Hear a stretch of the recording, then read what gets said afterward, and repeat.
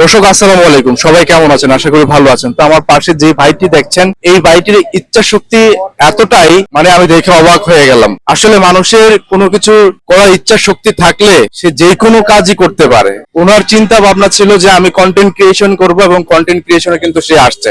সে চাইলে কিন্তু রাস্তার মধ্যে সে ভিক্ষা করতে পারতো, মানুষের সিম্পিতি কাজে লাগিয়ে কিছু করতে পারতো। সেই জায়গা থেকে কিন্তু সে ওই জিনিসটা, ওই পথটা কিন্তু সে বেছে নেয় নাই। তো এই ভাইটা হচ্ছে কন্টেন্ট ক্রিয়েশন আসছে। এই বিষয়টা আমার কাছে খুবই ভালো লেগেছে, কারণ সে নিজে চেষ্টা করছে এবং নিজে উপার্জন করার চেষ্টা করছে যে ভালো কিছু করব, আমার ফ্যামিলি নিয়ে থাকবো, ফ্যামিলি নিয়ে মানে সুন্দর জীবন যাপন করব। তো দর্শক, কথা না বেরিয়ে ওনার সাথে আমরা কথা বলি, ওনার জীবন বৃত্তান্ত আমরা জানতে চাই। তো ভাই, আপনার নাম? আমার নাম মোহাম্মদ দিরাজ আলী শেখ, সবাই কম বেশি চেনে, ঠিক আছে। এখন আমার জীবন বিস্তারিত বলে আমি সময় নষ্ট করব না, ঠিক আছে। যা আল্লাহ ভাবে যেভাবে চালাচ্ছে আমি সেভাবেই শুকরিয়া আদায় করি, বা আলহামদুলিল্লাহ। কেউ কারো জন্য ঠেকে থাকে না, আল্লাহ চাইলে সবকিছু করতে পারে। বা ইচ্ছা শক্তি সব হলো মানুষের বড় জিনিস, ঠিক আছে। যদি ইচ্ছা শক্তি না থাকে তাহলে মানুষ কোনো কিছু করতে পারবে না, ঠিক আছে।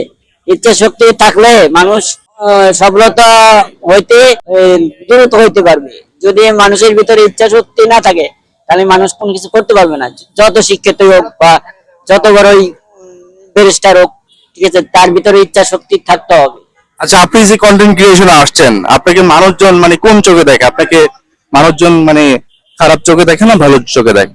আমি কন্টেন্ট কিছু করতে আসছি, এই সবাই আমাকে ভালো চোখে দেখছি, বা আমার কেউ খারাপ চোখে দেখে নাই এখনো, বা দেখবেও না আশা করি। বা আমি এমন কাজ করব না যে আমাকে সবাই আমার খারাপ চোখে দেখবো, ঠিক আছে। আমি যতটুকু সম্ভব বা কম বেশি যা করেছি মানুষ দেখতে পাচ্ছে বা জানতে পারছে, আমি সেভাবে চলতে করতে চাই বা করার চেষ্টা করব। আচ্ছা, আপনি তো এমনি মানে হাঁটতে পারেন না, না, আমি হাঁটতে পারি না। তাহলে আপনি কি কারো সহযোগিতা নিয়ে আপনার চলাফেরা করতে হয়? না, আমি কারো সাহায্যে চলাফেরা করি না, নিজে যতটুকু পারি আমি ততটুকু দেই।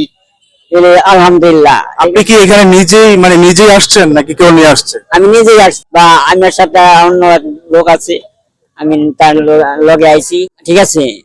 দর্শক, একটা জিনিস চিন্তা করেন, আসলে এই মানুষটার ইচ্ছা শক্তিটা কতটুকু। সে যতই কষ্ট করে, আমি দেখছি যে ওনার হাত পা কেটে হয়তো আপনি পড়ে গেছিলেন না?